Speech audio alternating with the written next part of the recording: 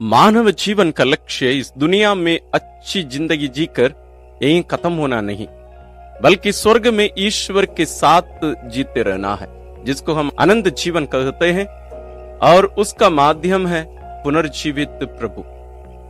और वही पुनर्जीवित प्रभु हमें पुनर्जीवित कर अपने स्वर्ग धाम में हमें भी अपने साथ बिठाएंगे, यह हमारा विश्वास है। लेकिन वास्तव में होता क्या है, आज की साधना में हम इसी विषय पर मनन करेंगे। तो आइए हम अपने आप को तैयार कर लें।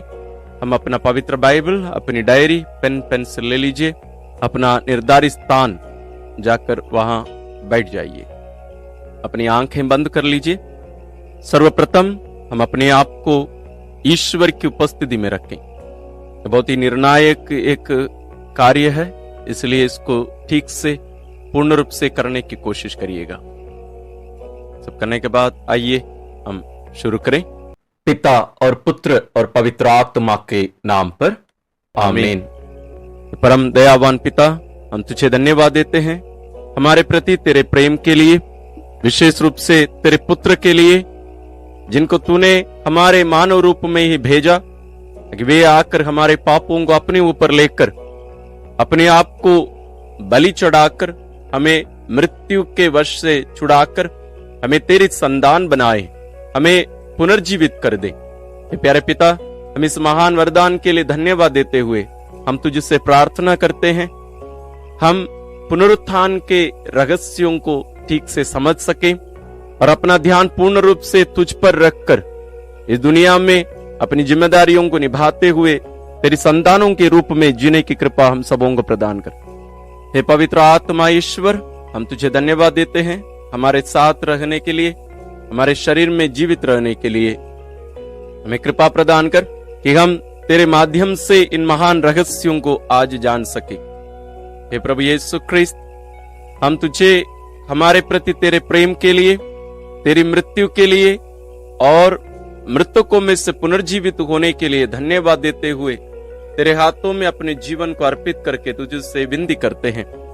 तू जैसे अपने शिष्यों पर इन महान रहस्यों को प्रकट किया, उसी प्रकार हम पर भी प्रकट करने की कृपा कर। एक हमारी प्यारी मां मरियम, सभी संतों, स्वर्गदूतों, हमारे लिए प्रार्थना करिए, हमारा साथ दीजिए।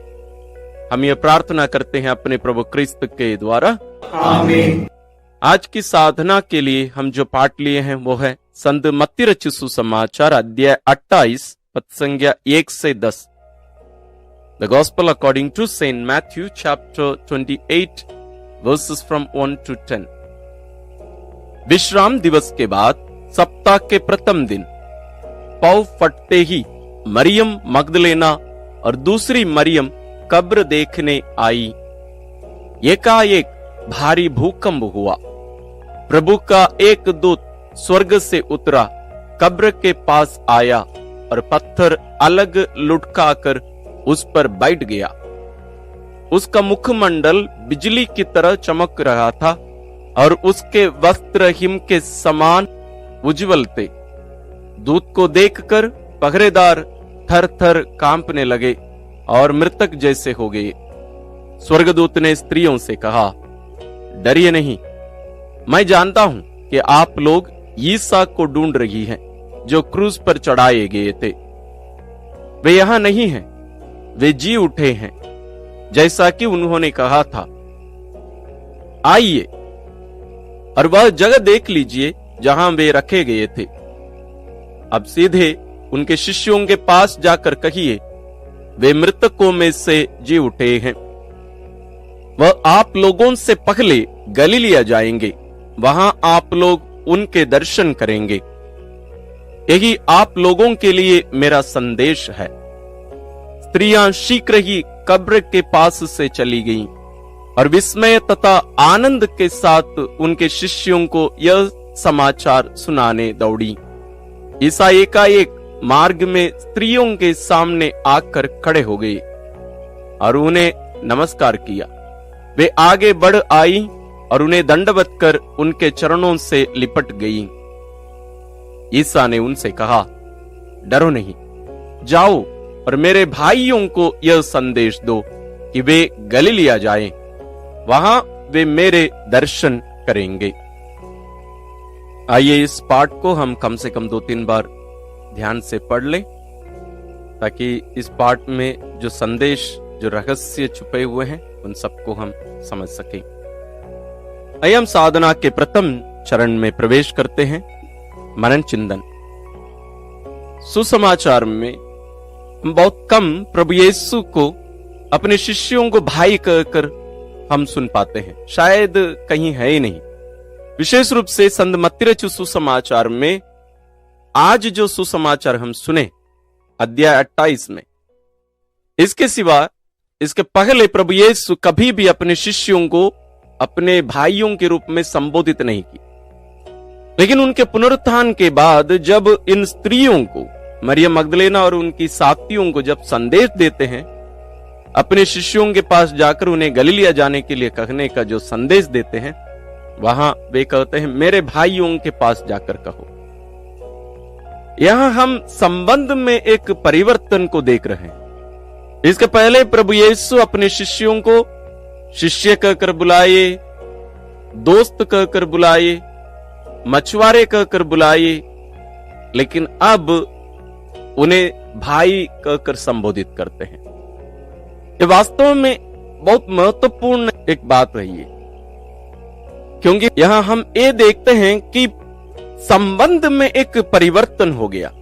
जैसे हम किसी को दोस्त कहते हैं तो दोस्त दोस्त होता है, लेकिन हमारे परिवार का एक सदस्य नहीं हो सकता।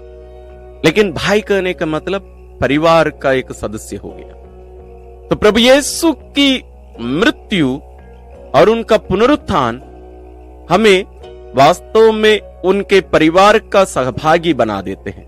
उस ईश्वरीय परिवार का, त्रिएक ईश्वर पिता और पुत्र और पवित्र आत्मा, इस परिवार के सदस्य हमें बना देते हैं।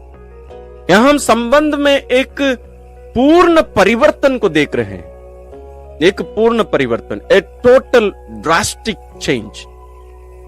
होता क्या है यहां वास्तव में? इसके पहले जो घटनाएं घटित हुई दोनों दिन, पुण्य गुरुवार और शुक्रवार के दिन, वो पूर्ण रूप से प्रभु यीशु और उनके प्रिय शिष्यों के बीच के संबंध को बदल दिया। पुण्य गुरुवार के दिन पवित्र यूकरिस्त की स्थापना करके अपने आप को, अपने शरीर और रक्त को अपने शिष्यों को खिलाए पिलाए और उसकी पूर्णता पवित्र क्रूस पर प्रभु कर दिखाए। इस रूप में हम देखते हैं, जैसे इब्रानियों के नाम पत्र में कहा गया है कि एक परिवार के सभी सदस्यों का रक्त मांस एक ही होता है। जैसे आप एक परिवार के 2-3 लोग या 4 लोग कितने भी हों, आप सबके डीएनए, रक्त मांस एक होने का मतलब डीएनए एक ही होगा। माता पिता एक हैं तो डीएनए एक ही होगा, यदि नहीं है तो कुछ गड़बड़ी है।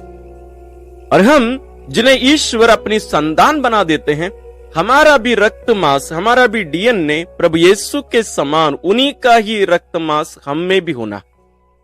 इसी को ईश्वर अपने पुत्र के जीवन, दुख भोग, मृत्यु और पुनरुत्थान के द्वारा हमें देते हैं।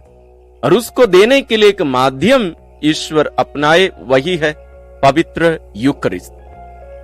पवित्र यूकरिस्तीय बलिदान के द्वारा हम प्रभु यीशु के शरीर और रक्त, आत्मा और ईश्वरीयता को हम ग्रहण करते हैं। और जैसे हमारे भारत में भी कहा जाता है, हम जो खाते हैं हम वही बनते हैं। जस्ट कल्पना करिए, हम प्रभु यीशु को खाते पीते हैं तो हम धीरे धीरे उनमें परिवर्तित कर दिए जा रहे हैं। इसलिए प्रभु यीशु अपने प्रिय शिष्यों को, अपने प्रेरितों को मित्र कहकर नहीं, भाई कहकर संबोधित करते हैं। मेरे भाइयों के पास जाकर कहो। अब हम कोई चुनी हुई प्रजा नहीं रहे, जैसे पुराने विधान में कहा गया है, संबोधित किया गया है, लेकिन अब हम पुत्र पुत्रियां हैं। इसलिए संत योहन अपने पहला पत्र में भी अध्याय 3 पद संख्या 1 में और उसके आगे भी कहेंगे, हम ईश्वर की संतान हैं। हम ईश्वर की संतान बनेंगे नहीं, वे कहते हैं अब हम ईश्वर की संतान हैं, लेकिन भविष्य में क्या बनेंगे ये हमें नहीं बताया गया है। तो हम सभी उस ईश्वरीय परिवार, त्रिएक ईश्वर के उस ईश्वरीय परिवार में सम्मिलित कर लिए गए हैं। हम ईश्वर के घराने के लोग हैं। नए विधान को आप पढ़कर देखिए, इसके बारे में हम बहुत सारे जगहों पर हम पढ़ सकते हैं। जब प्रभु यीशु अपनी मृत्यु के द्वारा ईश्वर और मनुष्यों के बीच में जो दीवार खड़ा था, जो दुश्मनी का दीवार, जो खाई बनाई हुई थी, उसको प्रभु यीशु एक कर देते हैं अपने शरीर में, अपने जीवन के द्वारा, अपने आप में। और हम सभी उनके शरीर के अंग होने के कारण हम उनके साथ और उनके द्वारा पिता के उस परिवार में, ईश्वरीय परिवार में हम सम्मिलित कर लिए गए। और इसलिए वे अपने पिता को हमारे पिता कहकर बुलाने, संबोधित करने का अधिकार दिए हैं। इसलिए हम रात्रि जागरण में, ईस्टर रात्रि को, पास्का रात्रि को हम कहते हैं कि ये पुण्य पाप, तूने हमें इतने महान मुक्तिदाता को, उद्धारकर्ता को प्रदान किया। अब हम जब प्रभु यीशु के पुनरुत्थान मनाने के लिए अपने आप को तैयार कर रहे हैं, हम बीच में हैं। एक दिन बीत गया, हम दूसरे दिन हैं, तीसरे दिन प्रभु पुनर्जीवित होंगे। उनके दुख भोग और पुनरुत्थान के बीच का यह दिन, पुण्य शनिवार, हमारे लिए विशेष रूप से इन दोनों घटनाओं को एक करके मनन करने का एक अवसर है। पुनरुत्थान के सहभागी होने के लिए, ईश्वरीय परिवार में सम्मिलित होने के लिए हमें मरना अनिवार्य है। जब तक कोई मरता नहीं, वह पुनर्जीवित नहीं किया जा सकता।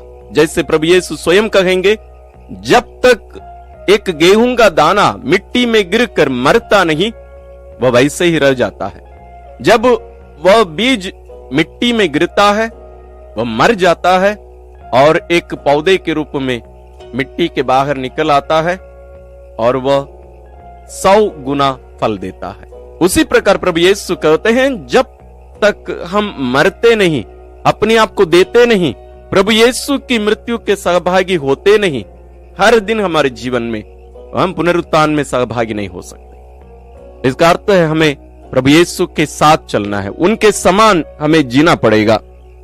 हम इन महान रहस्यों को अपने दिल में संजोए रखकर आइए हम मनन करें।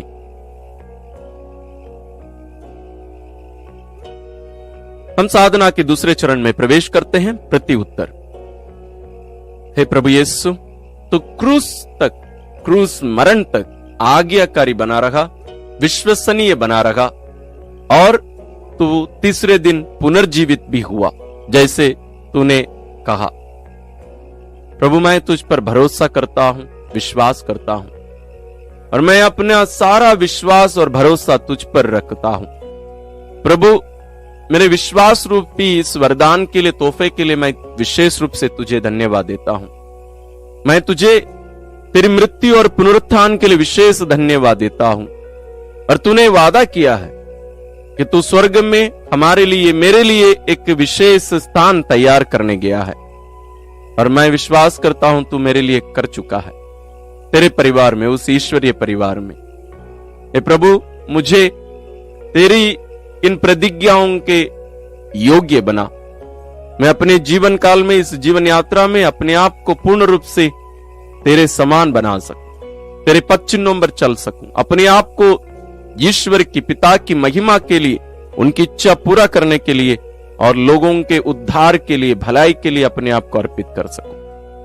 प्रिय भाई और बहनों, आपके मन में भी बहुत सारी प्रार्थनाएं उमड़ रही हैं, उन सबको प्रभु पर प्रकट करिए।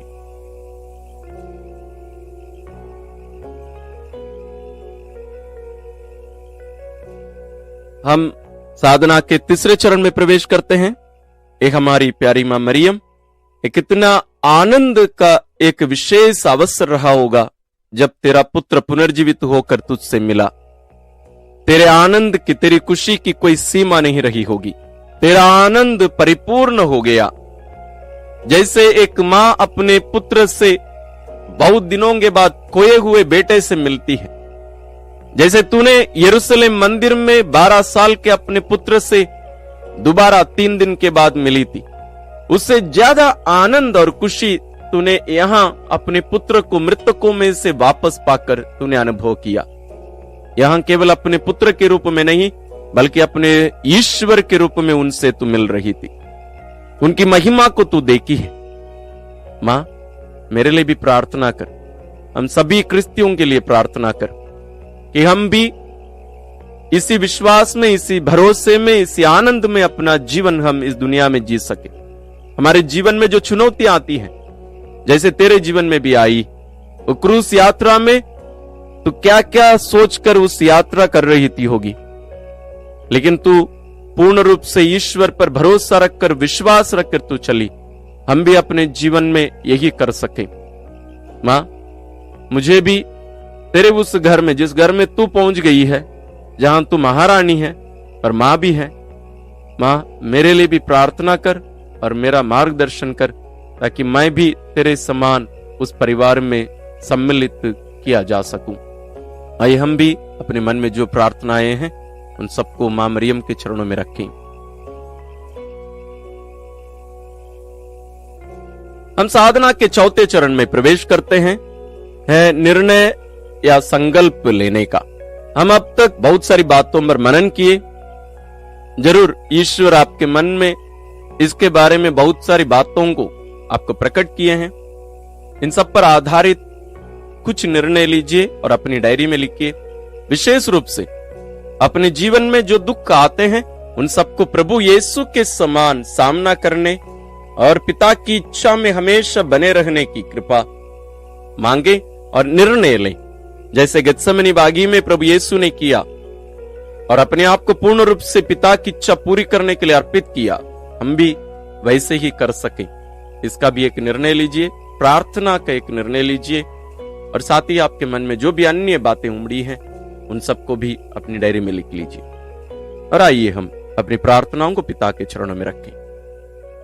हे परम पावन दयालु पिता, हम तुझे धन्यवाद देते हैं आज के इस विशेष अवसर के लिए, जहां तूने अपने पुत्र के द्वारा हमें तेरी योजनाओं को बताया और तेरे पुत्र के समान बनने का जो अनुग्रह आशीष तूने हमें दिया है उसको पुनः हमें याद दिलाया है। हमें ये कृपा दे कि हम तेरे पुत्र के पद चिन्हों पर सदा चलते रह सके, ताकि एक दिन हम भी तेरे उस ईश्वरीय परिवार में सम्मिलित होकर हम भी तेरे आनंद के, तेरे जीवन के सहभागी बन सके। एक हमारी प्यारी मां मरियम और सभी संतों स्वर्गदूतों हमारे लिए प्रार्थना करी। हम ये प्रार्थना करते हैं अपने प्रभु क्रिस्त के द्वारा, आमीन। प्रिय भाई और बहनों, हम सभी भी पुनर्जीवित प्रभु के इस नए जीवन में आनंद और खुशी के साथ हम पुनर्जीवित लोगों के समान, नए जन्म पाए लोगों के समान, स्वर्ग में जीने वाले लोगों के समान, स्वर्ग में अपनी दृष्टि लगाकर इस धरती पर अपनी जिम्मेदारियों को निभाते हुए आनंद और प्रेम की राह पर आगे बढ़े। ईश्वर आप सबों को विशेष आशीष और अनुग्रह प्रदान करे।